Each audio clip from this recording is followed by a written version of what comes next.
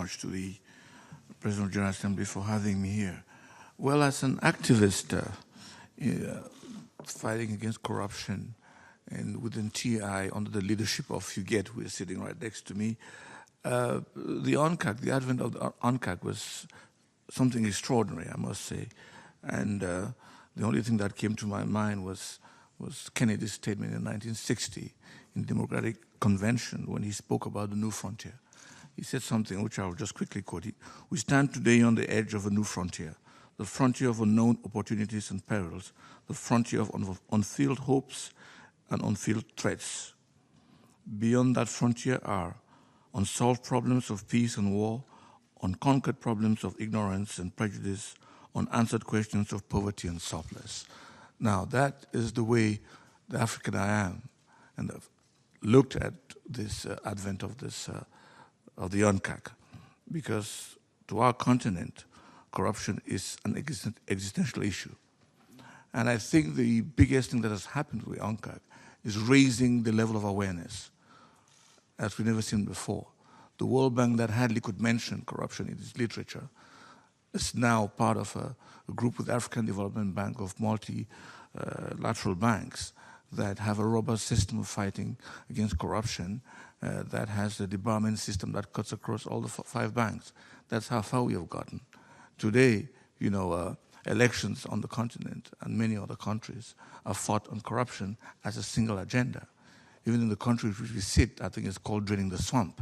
So, it is the level of consciousness against corruption has really been reasoned by the UNCAC. And UNCAC, it can be said now, corruption can be said now, it's really a moral issue. So to me, that's the real one achievement. But the danger I'm seeing is that on the continent, the too much discourse can bring a kind of numbness. And in any system, the numbness can lead to inaction and reduce the demand for corruption by the people and the citizens. And in certain other countries, the fight against corruption has been weaponized by certain leaders against their opponents. So I think these are the dangers we must look at as we move ahead. The third point, which I'll make really in terms of what areas we should look at as I close my statement, is really the area which I think Africa needs the most, is the question of recovery of assets. I think some speakers spoke about it before. I think the convention needs to become more robust in this area. As we know very well, looking at illicit financial flows, I'm a member of the Thabo Mbeki Committee on illicit financial flows. 50 billion leaves the continent a year. Now, what do we do to get that money back? I think, yes, the convention has a chapter on that. I think we need to move faster on that. Another thing is the management of frozen assets.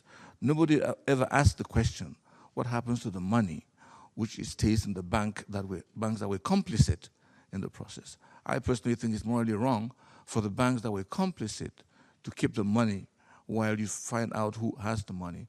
So the proposal from the high-level panel was that there should be escrow accounts to which the money leaves the bank that were complicit and stays there for the period that, we're finding out whose money it is.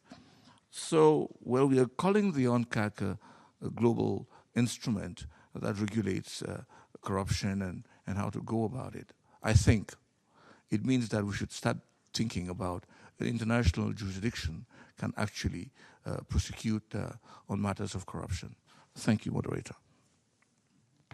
Thank you very much.